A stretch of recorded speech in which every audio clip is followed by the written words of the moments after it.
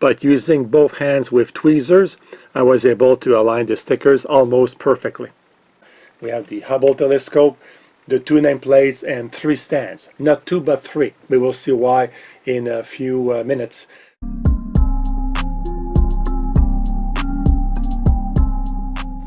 Hello guys, welcome to my channel. I am Daniel. I have the new Space Shuttle with the Hubble telescope from LEGO. This is set number 10283. It has 2,354 pieces. Now, what I want to do in this video, I want to show some details on the box. When I saw this set on the LEGO website, there are a few things I did not like right away, so I'll be honest with you. I still think it's a great set, that's why I bought it, but you'll see. Then we'll open the box, we'll look at inside, we'll look at the sticker sheet, and we'll look also at the manual. Before I do so, I want to give you some details on the shuttle. To me, this is key. It was also basically my life. I basically grew up with the Space Shuttle program. So Discovery is the third of 5 shuttles that went to space. If you do a search, some websites will say there were 6 space shuttles. That's because they count Enterprise. Enterprise, they never went to space. It was only used to test the space shuttle in the atmosphere, especially for landing. So Discovery was the third after Columbia and Challenger.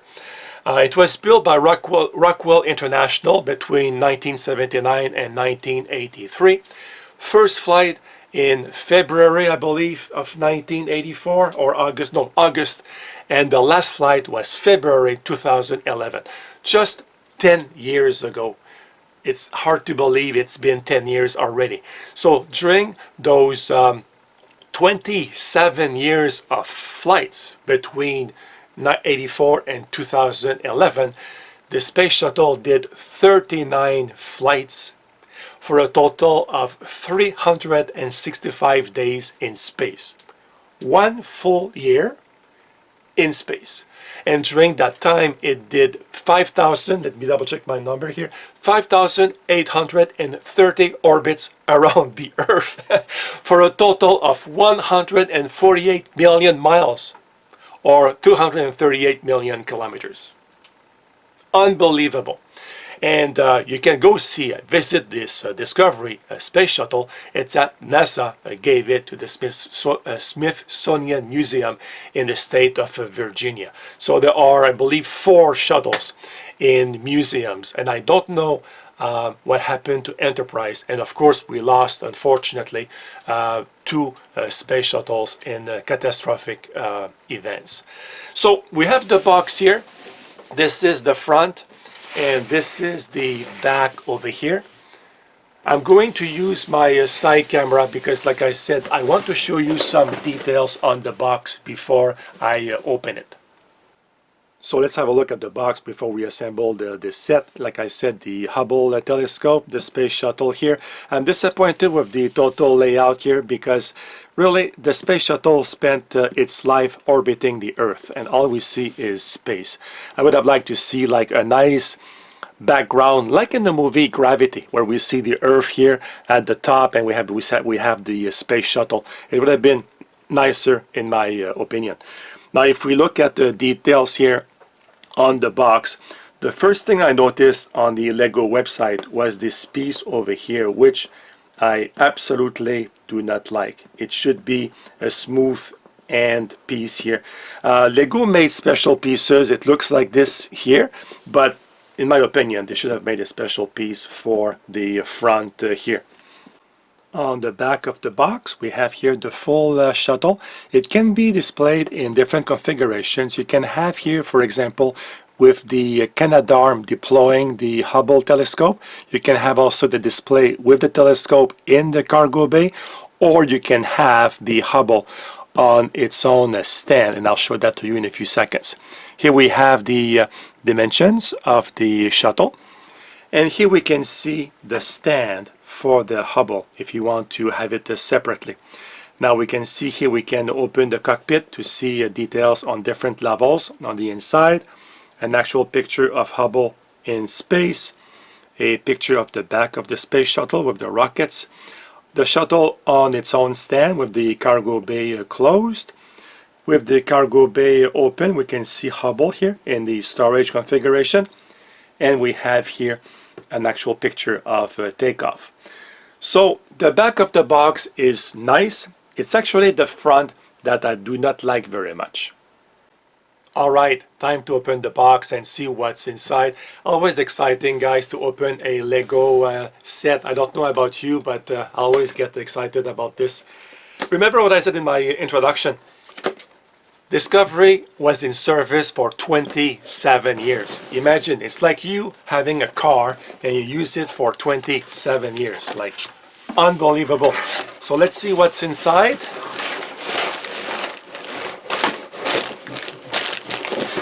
We have a box in a box, so this is empty.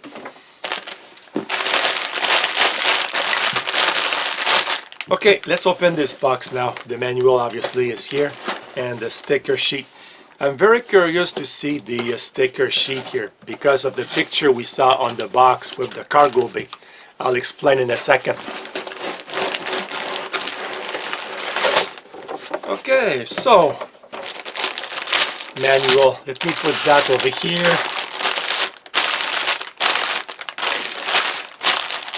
This bag doesn't have a number on it. This is the plate here for the name of the shuttle, and we have the manual over here. So let me open the bag. So we have the manual here, and I'm going to make room so we have a nice view. There you go. And I'm going also to zoom in a bit more. There we go. Now we have a nice view. So sticker sheet. Look at that. This is not actually a sticker. This is the solar panel for the Hubble telescope. So this is not a sticker. These are just like plastic sheets.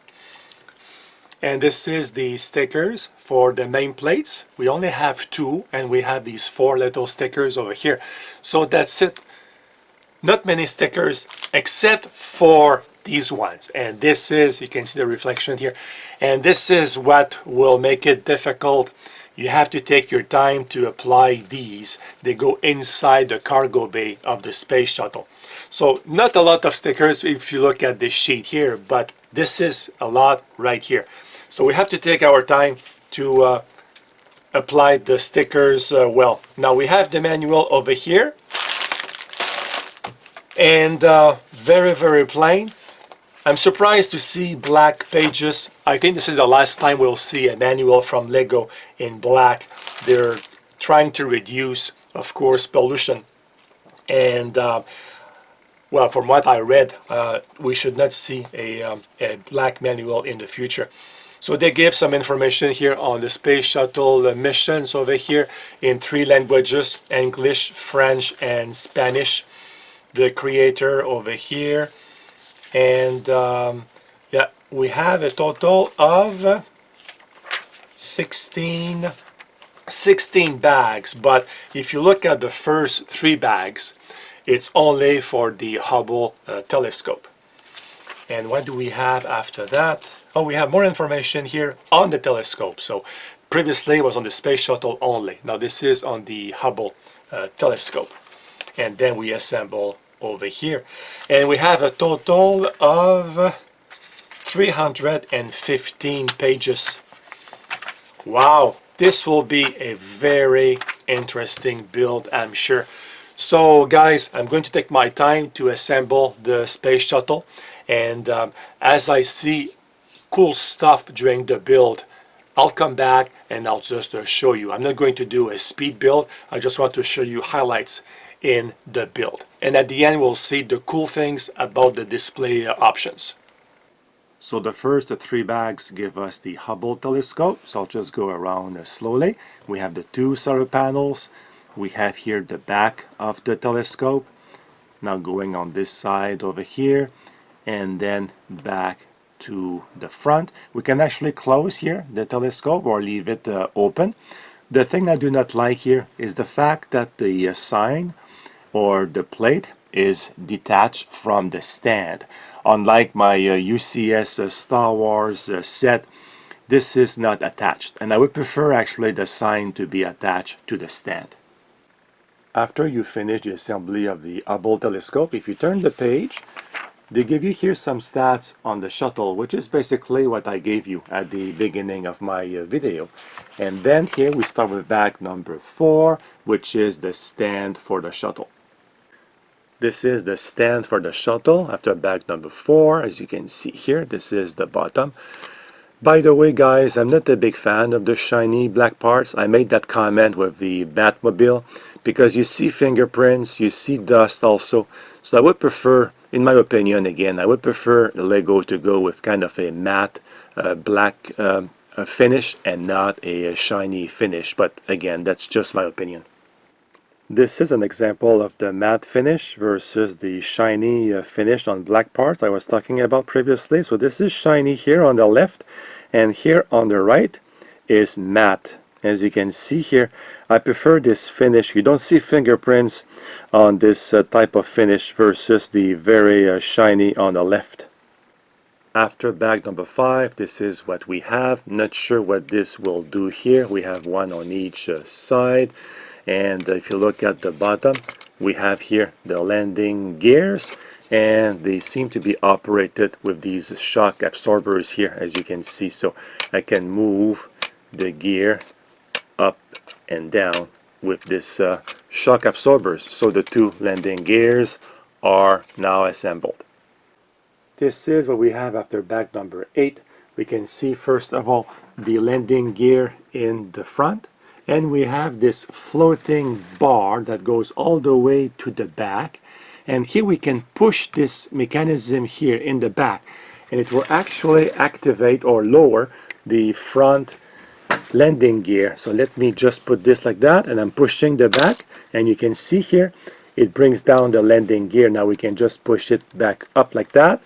And that pushes the bar here in the back. So I'm assuming that at some point this bar here or mechanism will also activate or lower the two landing gears in the back of the shuttle. After bag number 9, this is what we have. And it's good to see that LEGO did not use stickers for this USA and the NASA Discovery. These are actually printed pieces, so this is very good to see. Bag number 10 was all about the back of the shuttle with the rocket engines, and if I turn the shuttle this way, we'll see the mechanism here. By rotating the top rocket engine, we actually actuate with these two levers here. We move the elevons on both sides of the space shuttle. Bag 11 is also about the back of the shuttle, but from the inside of the cargo bay, and we can see again here some nice printed pieces. This is not a sticker. Bag number 12 is about the base of the cargo area, as we can see here. And in the front we have a compartment that is below the cockpit. We can see a seat and a control panel. Now with bag 13, this is where things get complicated with the shiny stickers. So we have the cargo bay doors over here and the canadarm. So what I did for these stickers here, this big sheet, is to hold a sticker at the top with my hand and with tweezers align the bottom perfectly with each part over here. So I did that of course before the assembly as per the manual, but using both hands with tweezers I was able to align the stickers almost perfectly. As you can see, bag 14 is about the front of the shuttle, and we have a sticker Discovery over here, and if we turn to the other side we also have a sticker Discovery right there.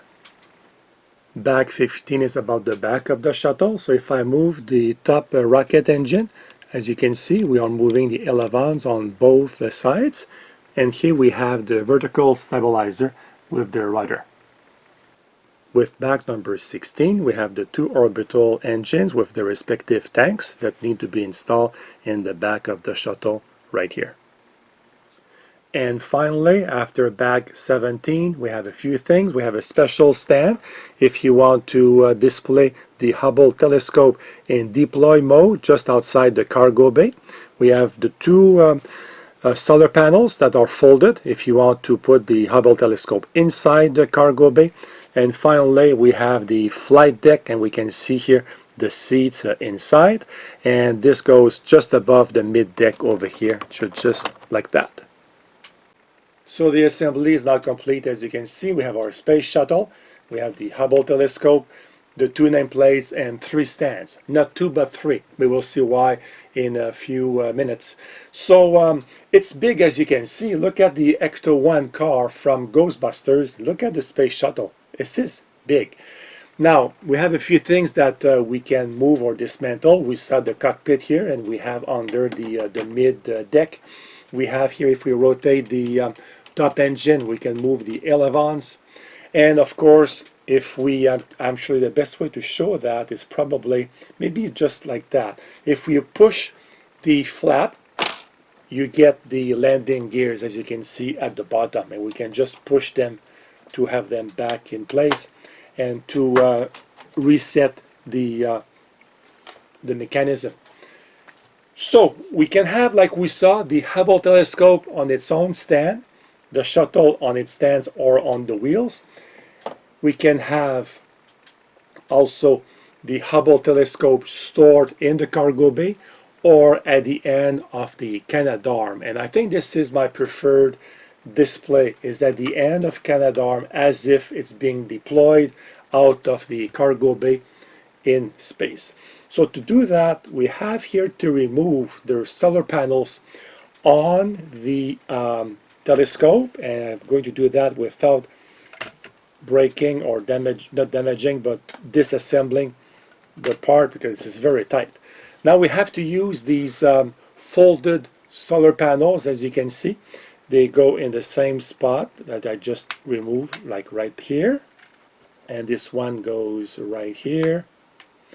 Now we have to remove this part right here, this part here for the stand, and you will see why in a few seconds. So we have to remove this little part, and now we have an access hole over here for the stand. Now we have to use the third stand, this one. We remove the little hooks here at the bottom. We actually put the hooks in here in the Hubble telescope. So one here and one here, just like that. And now we install the bracket in the spot right here. It's a tight fit, but there you go. And with the opening over here in the Hubble telescope, we can just put the telescope just like that, and it's also a tight fit, just like that. And then we fold the Canadarm to grab the hook that we just put in here, just like that, and the camera right there. Look at that. It is very nice. Let me just move my camera over there a little bit higher so you can see the whole shuttle here up close with the arm, just like that. So I think this is my preferred display option.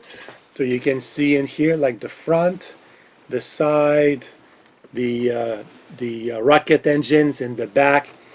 This is my preferred display, really, this option right there with the third stand. Now, you saw throughout the installation, or the assembly I should say, there are 3 things I don't like about the shuttle. Is it a nice set? Yes, absolutely. Is it worth the money? Absolutely. But what I don't like is the top or the end or the tip part over here. This little stud there sticking out, I don't like that. LEGO made a few special pieces for this set, like the one over here. They should have made a special piece also for the tip in the front, in my opinion. Also, my second point, I don't like shiny black pieces like on the Batmobile.